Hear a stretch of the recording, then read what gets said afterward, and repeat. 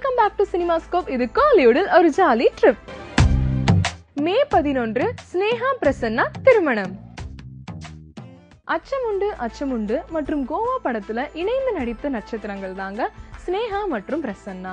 இவங்க 2 பேருக்கும் அப்பதான் பழக்கம் ஸ்டார்ட் ஆச்சு. அது நாளடைவுல அப்படியே காதலா மாறுச்சு. இதை நம்மளோட கோலிவுட் முன்னாடியே கண்டுபிடிச்சிடுங்க. ஆனா ஆஸ் யூஷுவல் எல்லா ஆக்டர்ஸ் மாதிரி நாங்களாம் ஜஸ்ட் ஃப்ரெண்ட்ஸ் அப்படின்னு சொல்லி எஸ்கேப் ஆயிட்டாங்க 2 பேருமே. ஆனா போக போக அவங்களோட காதல் நல்லா வெளியுலகத்துக்கு தெரிய ஆரம்பிச்சது. அதுலதான் மாட்டினாரு நம்மளோட பிரசன்னா. அப்போ அவரு ஒத்துக்கிட்டாரு. ஆமா, நாங்க 2 பேரும் காதலிக்கிறோம், கூடிய சீக்கிரமே கல்யாணம் பண்ணிக்க போறோம் அப்படின்னு சொல்லிட்டாரு.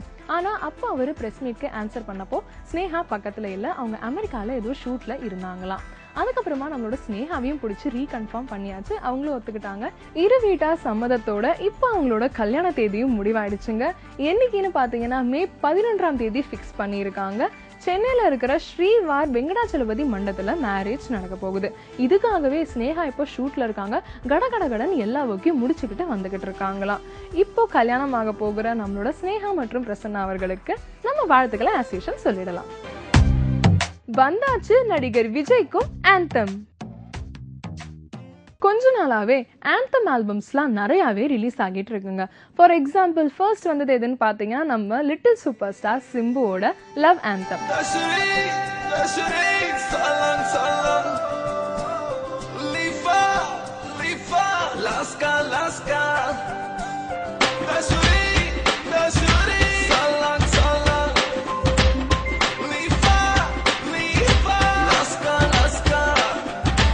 ரெண்டாவது தனுஷோட சச்சின் ஆந்தம்.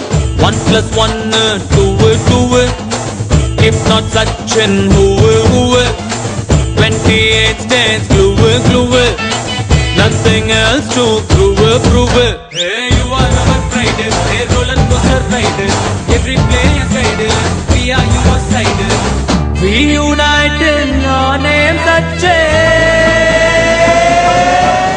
இதே ஆந்தம் மேனியா யார் அடுத்து பிடிச்சிருக்குன்னு பாத்தீங்கன்னா நம்மளோட இளைய தளபதி விஜய். எல்லா புகழும் ஒருவனுக்கே, நீ நதி போல ஓடிக்கொண்டிரு, எந்த பேர் வைக்கும் வெற்றிகள் பேர் வைக்குமே, உன்னை உள்ளத்தில் பூர் வைக்குமே. அவங்க இப்போ விஜயோட ஆந்தம் ஒன்று யூடியூப்ல ரிலீஸ் ஆயிருக்கான். இதை பண்ணிருக்கிறது யாரு அப்படின்னு பார்த்தோம்னா எங்கேயும் எப்போதும் படம் பார்த்திருக்கோம். அதுல பஸ்ல ஒரு இளம் பெண்ணை காதலிக்கும் கேரக்டர்ல வாட்சன் அப்படின்னு ஒருத்தர் நடிச்சிருந்தாரு. அவர் தான் நம்ம விஜய்க்காக ஒரு ஆல்பம் பண்ணி போட்டிருக்காரு. இதை பத்தி அவர்கிட்ட கேட்டப்போ என்ன சொல்லியிருக்காரு அப்படின்னு பாத்தீங்கன்னா, இளைய தளபதி விஜய் அவர்களுக்கு இந்த மாதிரி ஒரு ஆந்தம் ஆல்பம் பண்ணணுங்கிறது என்னோட நீண்ட நாள் ஆசை. அது இப்போதான் நிறைவேறி இருக்கு. இப்போதைக்கு ஒரு சாங் தான் வெளியிட்டிருக்கேன், இன்னும் 2-3 சாங் இருக்கு, கூடிய சீக்கிரமா வெளியிடுறேன்னு சொல்லியிருக்காரு. இப்போதைக்கு ஒரு சாங் வந்து யூடியூப்ல ரிலீஸ் ஆயிருக்குங்க. அதுக்கே 1 லட்சம் பேர் மேல வியூஸ் வந்திருக்கான். 1008 பாராட்டுகள் கமெண்ட்ஸ்னு அப்படியே வந்து குமிஞ்சிருக்கு. அது மட்டும் இல்லாம நம்மளோட விஜய் அவர்களே போன் பண்ணி இவங்க நேர்ல கூப்பிட்டு பாராட்டி இருக்காங்க. அந்த அளவுக்கு இந்த சாங் ஹிட் ஆயிருக்கு, எல்லாருக்கும் சந்தோஷத்தை கொடுத்திருக்கு. மேலும் 2-3 சாங்ஸ் இருக்கு, கூடிய சீக்கிரம் ரிலீஸ் பண்றேன்னு ரொம்ப ஹாப்பியா சொல்லியிருக்காரு நம்மளோட வாட்சன் அவர்கள். தனுஷுக்கு எதிராக சிம்பு ஆந்தம் போட்டாரு. இப்போ விஜய்க்கு ஆந்தம் வந்துடுச்சு. அடுத்த போட்டியா யாருங்க? நம்ம அஜித் தானே. லக்ஷ்மி ராயை தேர்வு செய்த எஸ்.ஜே. சூர்யா. வாலி, குஷி போன்ற படங்களோட டைரக்டர் தாங்க எஸ்.ஜே. சூர்யா அவர்கள். அதுக்கப்புறமா அவர் ஹீரோ அவதாரமும் எடுத்தாரு, இயக்கவும் செஞ்சாரு. அந்த மாதிரி எடுத்த படங்கள் தான் அன்பை ஆறுரே நியூ எல்லாம்.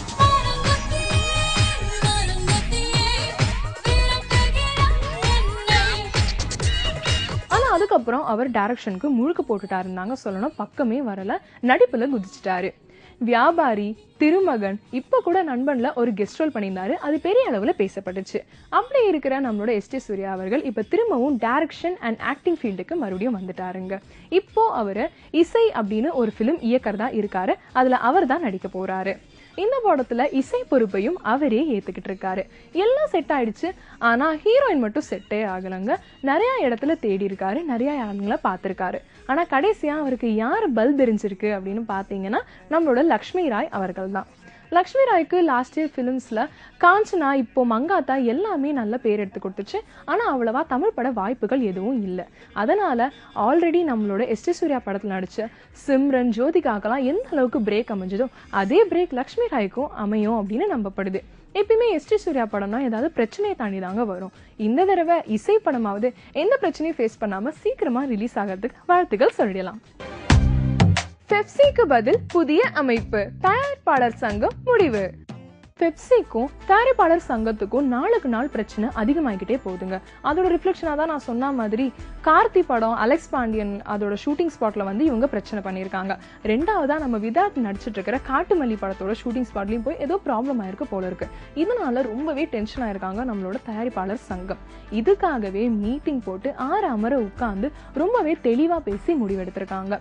என்ன முடிவு பண்ணிருக்காங்க அப்படின்னு பாத்தீங்கன்னா, பெப்சி அமைப்பையே நீக்கிட்டு புதுசா ஒரு அமைப்பை நம்ம உருவாக்குவோம், அதுக்காக நம்ம பிளான் பண்ணுவோம், ஒர்க் பண்ணுவோம் அப்படின்னு டெசிஷன் எடுத்துட்டாங்க. இவங்க ஒரு சைடா யோசிச்சு அழகா இப்படி டெசிஷன் எடுத்துட்டாங்க. பெப்சிக்கு எந்த முடிவுமே சொல்லல. இப்ப பெப்சி இவங்களோட முடிவை பார்த்து என்ன பண்ண போறாங்கன்னு தெரியலங்க. வெயிட் பண்ணி தான் பார்க்கணும். கொழுப்பு நீக்கும் ஆபரேஷன், ஒல்லி பிச்சானாக மாறிய அசின்.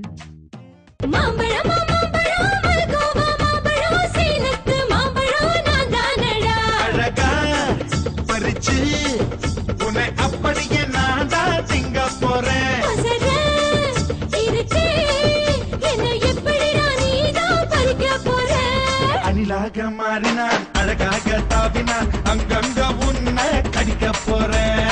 தீர்மானம் பண்ணி நீ தீத்து கட்ட துணிஞ்சு நீ என்ன சுத்தி வார தார தார. ஒரு காலத்துல தமிழ்ல நம்பர் 1 ஹீரோயினா வலம் வந்தவங்க தாங்க நம்மளோட அசின் அவர்கள். கஜினி படம் தமிழ்ல ஹிட் ஆனாலும் ஆச்சு, அப்படியே பாலிவுட்ல அதை ரீமேக் பண்றோங்கிற பேர் வழியில அப்படியே போயிட்டாங்க, திரும்பி வரவே இல்லை. பாலிவுட்ல நிறைய பிலிம் சல்மான் கான் போன்ற பெரிய ஹீரோக்களோட சேர்ந்து நடிச்சு நல்ல மார்க்கெட் இருந்துச்சு. அந்த மார்க்கெட் ஓரளவுக்கு கம்மியாகும் போது என்ன செஞ்சாங்கன்னா, தமிழுக்கு திரும்பவும் ரீஎன்ட்ரி கொடுத்து விஜய் கூட சேர்ந்து காவலன்கிற பிலிமை கொடுத்துட்டு போனாங்க. அது ஓரளவுக்கு தமிழ்ல நல்லா தாங்க ஓடிச்சு. ஆனா அதுக்கப்புறம் அவங்க தமிழுக்கு வரவே இல்லை. ஹிந்தில இப்ப என்ன பிலிம் பண்ணிட்டு இருக்காங்க அப்படின்னு பாத்தீங்கன்னா, போல் பச்சன் அப்படிங்கிற ஒரு பிலிமும் ஹவுஸ்ஃபுல் 2வும் நடிச்சிட்டு இருக்காங்க. இப்படி பிஸியா இருக்கிற நம்மளோட அசின் நிறைய ரிப்போர்ட்டர்ஸ் எல்லாம் பார்த்தா இன்டர்வியூவை எஸ்கேப் பண்ணிட்டு அப்படியே ஓடிடுவாங்களாம். அதுக்கு ரீசன் என்னன்னு பாத்தீங்கன்னா, அவங்களோட ஸ்டைலு, ஹேர் எல்லாமே டோட்டலா சேஞ்ச் ஆயிடுச்சு பாலிவுட் போனதுக்கு அப்புறமா. அதே மாதிரி அவங்களோட வெயிட்டும் சேஞ்ச் ஆயிடுச்சுங்க. தமிழ்ல இருந்தப்போ ஓரளவுக்கு நல்லா ஸ்லிம்மா இருந்தாங்க. ஆனா காவலன்லயே நம்ம நோட் பண்ணிருப்போம், கொஞ்சம் அவங்க வெயிட் போட்டுட்டாங்க. அதுவும் இப்ப கேட்கவே வேணாம், நிறைய பிலிம்ஸ்ல பாலிவுட்ல அவங்க குண்டாயிட்டதா சொல்றாங்க.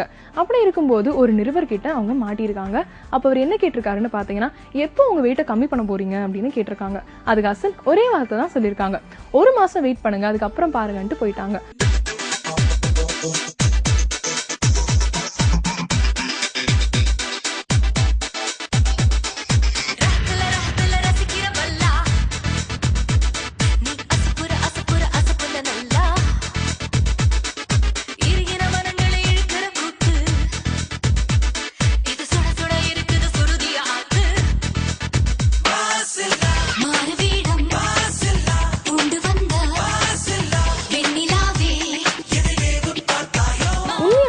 மாசம் காணாம போயிட்டாங்கன்னு சொல்லணும், கண்ணிலேயே படல.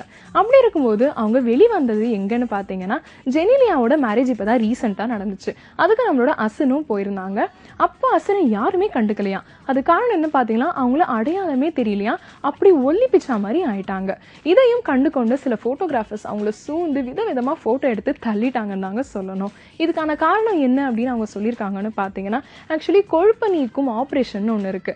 அந்த சிகிச்சை தான் இவங்க மேற்கொண்டிருக்காங்க. அதனாலதான் அவங்க பாடியில இருக்கிற ஃபேட் எல்லாமே எடுத்துட்டு இப்போ ஒல்லி பிச்சா மாதிரி ஆயிட்டாங்களாம். இந்த தொழில் ரகசியத்தை கொஞ்சம் எங்க ஹீரோயின்ஸ்க்கு சொல்லி கொடுங்களேன் சார். பார்த்து கேட்டு ரசிச்ச எல்லா விஷயங்களுமே உங்களுக்கு ரொம்பவே பிடிச்சிருக்கும் நம்புறாங்க.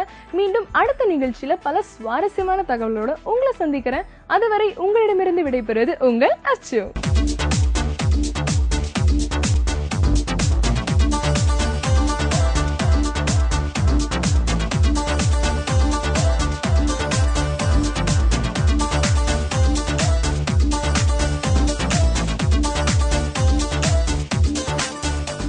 இந்த நிகழ்ச்சியை பற்றிய விமர்சனங்கள் வரவேற்கப்படுகிறது. அனுப்ப வேண்டிய முகவரி சினிமாஸ்கோப், கேப்டன் டிவி, தபால் பெட்டி எண் 5, வானகரம், சென்னை 95.